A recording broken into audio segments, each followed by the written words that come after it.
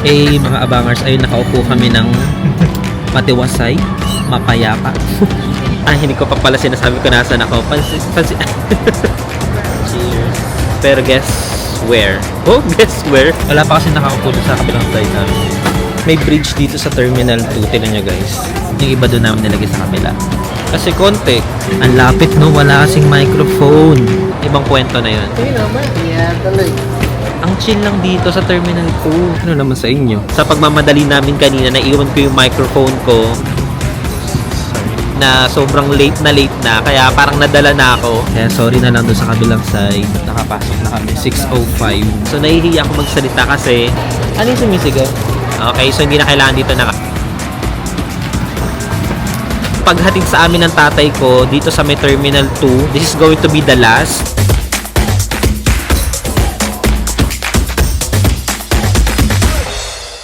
Hello mga abangers. So, medyo bumubulong ako ngayon kasi it's 5:15 ng umaga. So, kanina pa kami dito mga 4 AM. Kakatapos lang namin mag-breakfast. Tapos, naghanap ako ng spot kung saan konti lang yung tao para makapag-intro ako or makapag-vlog.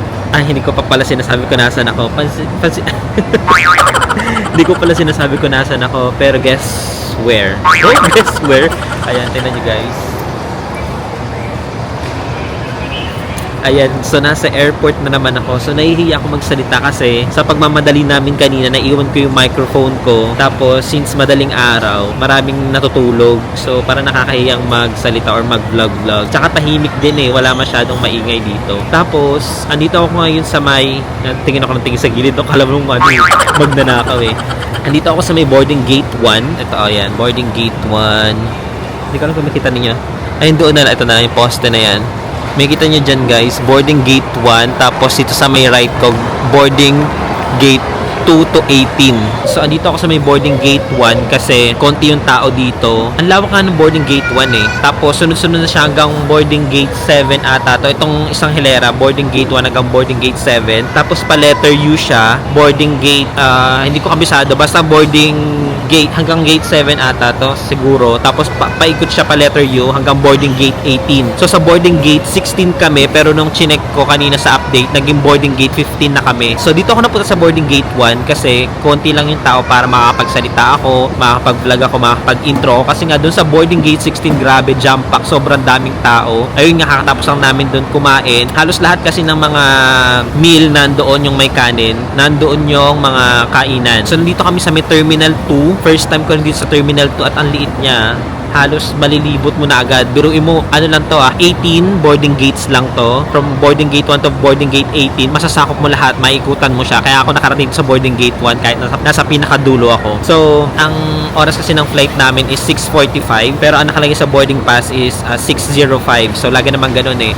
At least 1 hour before your flight, dapat nandun ka na sa boarding gate. At ito pa nakakatuwa guys, domestic kasi ang adventure natin ngayon, ayun pa, nauutal-utal ako. Yung adventure natin ngayon is domestic. This is going to be the last flight or last lipad natin, last travel natin this 2024, pero for sure ma-upload ko to sa 2025 sa January pa. Pero ang kagandahan kasi yan guys, kung ano yung gustong ginagawa mo or yung gusto mong gawin sa susunod na taon, dapat umpisahan mo yon, or at least 'di ba dapat yun yung ginagawa mo bago mag-umpisa yung taon, para yung following na taon na yon is yun na talaga yung magiging journey mo. Ha? Ang gulo ko magkwento, no?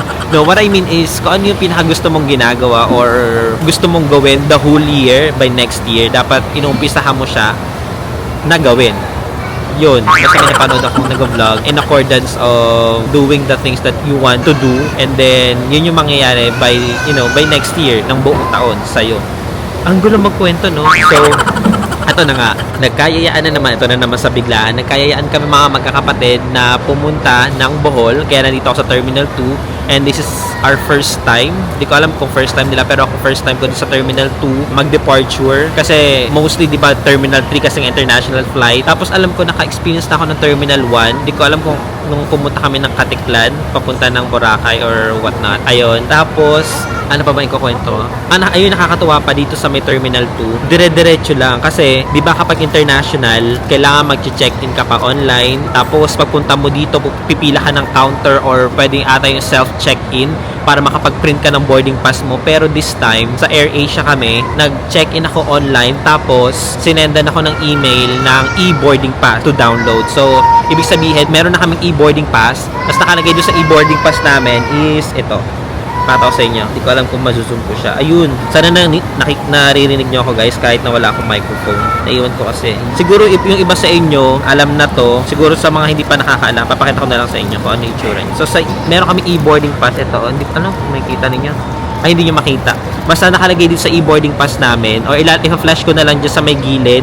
Ewan ko, anywhere dito sa video na to, na nakalagay, you may proceed directly to the boarding gate using this e-boarding pass. Yun na, dire-diretso na. So, paghatid sa amin ng tatay ko, dito sa may Terminal 2, agad-agad, dun pa lang sa labas, may kita mo na yung boarding gate. So, dire-diretso. Kaya, hindi ko na rin binidyohan kasi dun mismo sa may boarding gate, ano na custom na So, dun na sa scanner ng mga gamit, dun na dire-diretso. So, yun, di ako nag-video, natural. Kasi, syempre, custom yun So, parang yun na yung immigration. So, ayun, kapag domestic kayo guys, siguro gagawa ako ng separate video regarding sa mga requirements at saka sa mga hindi kailangan since domestic flight naman. Ayun, so hindi na ako nag-print ng boarding pass, diretso na kami sa boarding gate. Pinakita na lang yung PDF file or photo ng boarding pass mo or yung e-boarding pass mo with your valid ID. Okay, so hindi na kailangan dito ng passport, valid ID lang pwede na. Okay, so yun, diretso na. And then sa custom, syempre doon sa scanner ng mga gamit, syempre kapag may mga gadgets ka, katulad ko nagdadala ako lagi ng laptop or MacBook ko, dinadala ko yung kapag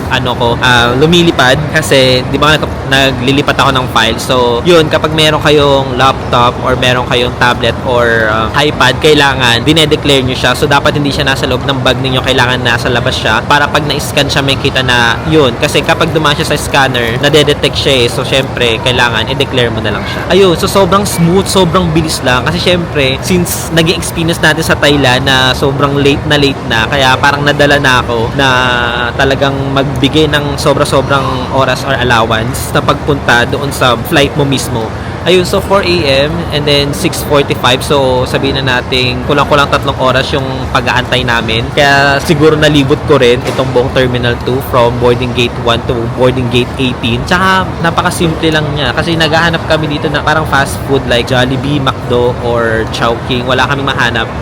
Halos lahat ng mga restaurant dito is local. Tapos, ano pa ba? Wala, yun lang. Wala masyadong dito. Parang parehas lang siya sa Terminal 3 or sa usual na terminal na napupuntahan natin. It's just that yung Terminal 2 is maliit lang talaga. Kaya mo siyang libutin. Tapos, doon nga sa terminal namin, doon sa may Terminal 16 na medyo crowded, ang dami. Kasi doon, ang mga lugar na flight doon is Cebu. May nakita rin akong Katiklan. Yung mostly tourist spot dito or tourist destination dito sa Philippines, doon mismo sa may boarding gate 10 to 18, ganun. Dito sa boarding 1 to 10 ba to? Siguro boarding 1 to 10 to. Konti yung mga tao kasi konti.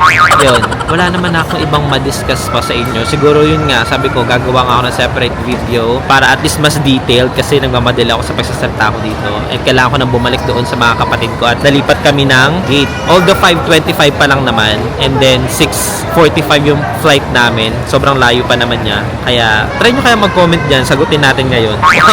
Kala mo naman mabilis mag-upload. Wala lang, ang saya ko lang na bago matapos yung taon na 2024, nakalipad tayo and I'm looking forward na sana by 2025 makalipad ulit tayo at buong taon na 2025 makalipad. Hindi yung lipad na makahating katawan ibang kwento na yun. Ang chill lang dito sa Terminal 2 dahil konti lang tao dito sa boarding gate 1 to 10. Doon sa kabilang boarding gate kasi masyadong daming tao, crowded. Ang dami nagpupunta ng Cebu, sana mapuntahan din natin yung Cebu by next year. Pero kasi by next year, may mga pupuntahan na rin naman tayo. Yan na naman siya. Ay, anak sa mayaman talaga. Visit naman itong mukha na ito. Puro mantika na lang na dyan. Sana maging maganda yung quality ng video natin pagdating sa Bohol kasi wala akong microphone. Alam nyo, nakakatawa nga guys kasi diba hinatid kami dito ng tatay ko. Hindi pa kami masyado nakakalayo sa bahay namin. Naalala ko na agad na hindi ko dala yung microphone kasi nga usually, diba nakalagay lang dito, nakasukbit lang dito yung microphone ko. So alam ko na hindi ko siya dala. Sabi ng tatay ko, balikan natin. Sabi ko, wag na. Okay lang yun na hindi balikan. Okay lang na walang microphone kesa naman yung camera yung wala. Diba wala tayong muka. Puro boses lang. Maganda yung mga mangyayari sa atin sa Bohol. Pagpunta natin doon, siguro i-detail ko na lang kung ano yung mga meron doon at wala doon. Wow. Ayan, dumadami na yung tao dito. Kasi sa kabila nito, yung sa may immigration, wala nga palang immigration dito. Ano lang, boarding pass lang, and then custom yung pag-scan ng gamit, and then diretso ka na boarding gate. Yun na siya mismo, yung Terminal 2 is all about counter lang for boarding pass, and then boarding gate na siya agad. So walang immigration talaga. Yun. So I think wala naman na. Actually lang paalam ko nga lang sa kanila, bibili lang ako ng kape. Pero katulad lang din nung nag-Taiwan tayo, naghanap talaga ako ng lugar na konti yung tao. And nakarating ako sa dulo, wala halos tao. Dito kasi open wide siya, talagang makakakitaan dito, may kita mo lahat talaga dito ng tao. Kasi nga, pa letter U lang siya. So isang linyang pag ano na boarding gate 1 to 10, tapos liliko ka na pa U, and then may mabuhay lounge nga ako nakita doon sa may pinakagitna nito ng U sa pinakdulo niya. Tapos, yun na, pa U na siya. Pa 10 to 18, ganun. Ay, another adventure vlog. Ang yaman, no? Akala mo naman talaga na puro credit card lang naman ang pambayad. Wow! Lubog na talaga sa credit card. Kasi na guys, bibili na ako ng kape para at least naman pagdating ko doon, hindi naman ako nagsinungaling sa excuse ko. Wow! Para-paraan ng pagkakataon. Nakita akong Dunkin Donut eh. Sa Dunkin na lang kaya ako bibili ng kape. Sige, doon ako bibili ng kape. Nag-CR. Ano lang, papogi lang. Ang Dunkin. Nakita ko na yung boarding gate 2. Ang haba ng boarding gate 1. Ang kuha ko talaga sa ilalim. Makita-kita nyo na ba yung utak ko dyan? Hindi ako makapagsalita ng maayos. Wala akong microphone. Ito na. Makakapunta na tayo ng letter U. Ito na boarding gate 5. Itong hilera na to, boarding gate 1 to 7. Tapos pag pa-letter U natin na dito. Ayan, di ko na alam kung nakikita ninyo. Na 5, 6, 7, 5, 6, 7, doon yung 7. Yan, 1 to 7 dito. Tapos ito na yung pa-U. Pa-U! Ayan, dito may mabuhay lounge. Tapos, gates 8 to 18. Ito yung mabuhay lounge. Ayan, mabuhay lounge dyan. Tapos ito na yung gates. Ayan o. Boarding gates 1 to 8, 9 to 18. Uy, malapit ang konti ng tao dito. Dito na ako sa gate 9, Kalibo. Ay, yung konti ng tao. Ayun, ang daming tao dun sa amin. Kasi diba, ano na to? Gate 10. Gate 10, ano, daming tao dun. Bili ako ng food dun. Mr. Donut. Kasi, ano pa lang naman, 5:30.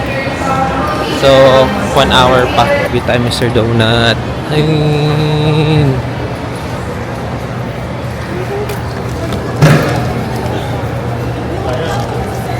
Di meron kayo lagay ng ano? Smidgets? Pangalan? Like 1,000. 12 pieces. Ano po sir? 25 pieces. 25 pieces? Okay. 275 sir. Mix ko na po. Choco butter lang. Etong tatlo lang. Yung choco butternut po. Choco butternut. Dutch choco crunch. Dutch choco tsaka ito. Tsaka Choco peanut. Eh, kasama ba to? First midget? Ako sir. Kasama Ayan, yan. bali 4. Kasama itong babae. Ayan. May coffee kayo? Pakuha din ako. Ilang coffee sir? Isa. Ito ako sa may Mr. Donut. Wala kasing Dunkin Donut. Wala ring microphone. Pwede po humingi ng cream sugar. Coffee. 538. Ganda ng ilaw dito. Galing sa ilalim parang pang-horror na. 340 po.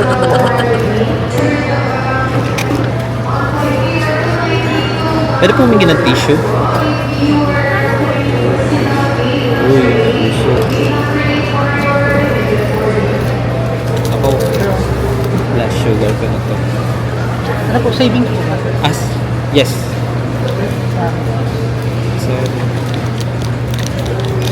So,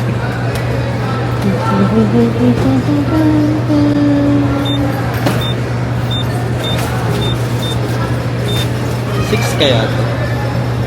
Hindi ko alam kung 6 pin ba yan.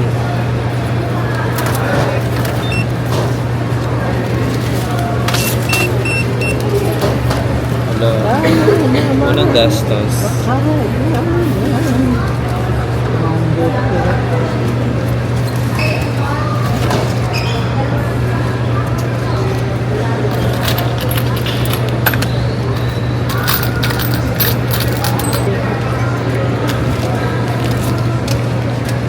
Ay, isip ka talaga. Pwede mo tabi natin. Dito na natin timplahin. Ano yung sumisigaw? Bakto ko yun. Bakto ko tayo. Ah! Sige naman. Yeah, tuloy.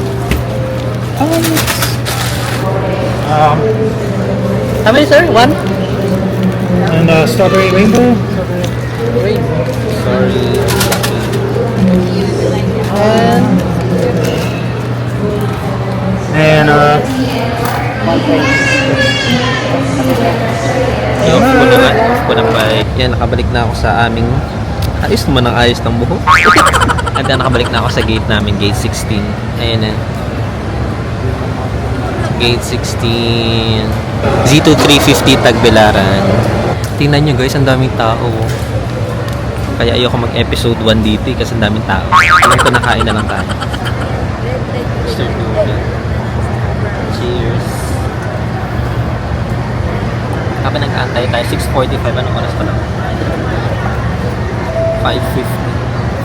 5:50 pa lang. So, isang oras na antayin natin. Ala, hindi nyo ko narinig, wala akong microphone. Ang gagawin natin is mag-mukbang tayo. Taste test tayo ng Mr. Donut. Taste test tayo ng Mr. Donut. Ang dami pala nito. 25 pieces.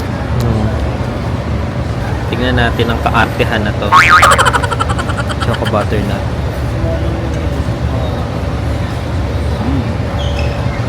Para-parehas ng lasa. Choco double dutch ata to.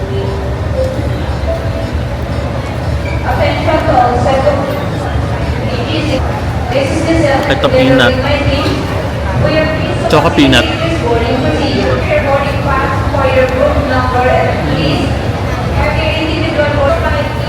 Ang tatamis and last Bavarian. Strawberry Bavarian. Pinahirapan yung sarili. Number 1. This boarding school includes senior citizens, guests needing special assistance, and guests seated in the emergency exit row. Diba? Ang saya-saya mag-mukbang. Bang, bang, bang. Alam ko nang gagawin ko. Isang oras pa manonood na ako ng Netflix season. Manonood ako ng Netflix Squid Game season 2. At next video ko na lang dito siguro is kapag nasa airplane na kami or baka pag nandun na kami sa may Panglao Airport or sa Tagbilaran. Para ma-confirm natin kung Tagbilaran Airport or Panglao Airport. Alam mo kasi Panglao Airport yun eh. A few minutes later. May bridge dito sa Terminal 2. Tingnan nyo guys. Ayan o. May bridge. Parang ganun. Nakapasok na kami. 6:05. 6:05 kami tinawag. Tapos 6:45 ang flight. Nung pumunta kami nung Katiklan, Boracay, sa Terminal 1, as I know, sa ground kami nun. Tapos may hagdan kami paakyat ng aeroplano. Dito naman meron siyang bridge. There. Ano naman sa inyo? Ngayon doon nakapasok na kami. Ang microphone wala.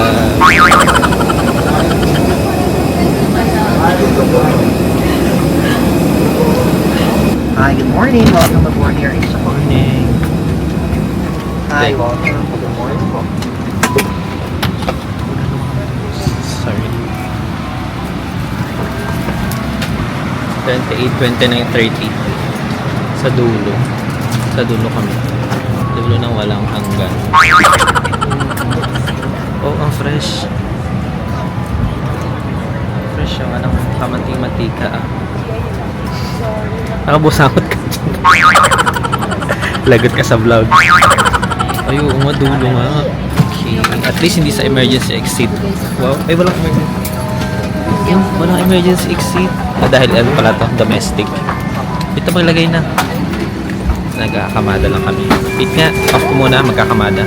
Eh, mga abangers, ay nakaupo kami ng matiwasay, mapayapa. Wala pa kasi nakaupo doon sa kabilang side namin. Sa zone 2 kami. May zone 1 which is yung priority yung for premium. Ang lapit, no? Wala kasing microphone.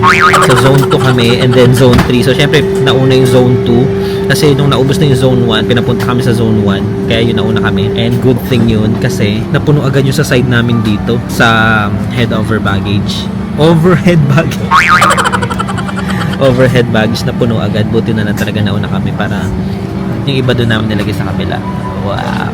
Kaya sorry na lang doon sa kabilang side. And hindi ko alam kung dahil domestic to pero wala siyang emergency exit dito sa AirAsia. Siguro try natin mag-international tapos AirAsia kung may emergency exit. Oh, ayaw na mapunta sa emergency exit. Na trauma. Yun naman. And itutuloy ko na yung panonood ko ng Squid Game Season 2. Siguro yung next video ko na lang is doon na lang sa Panglao Airport sa Bohol.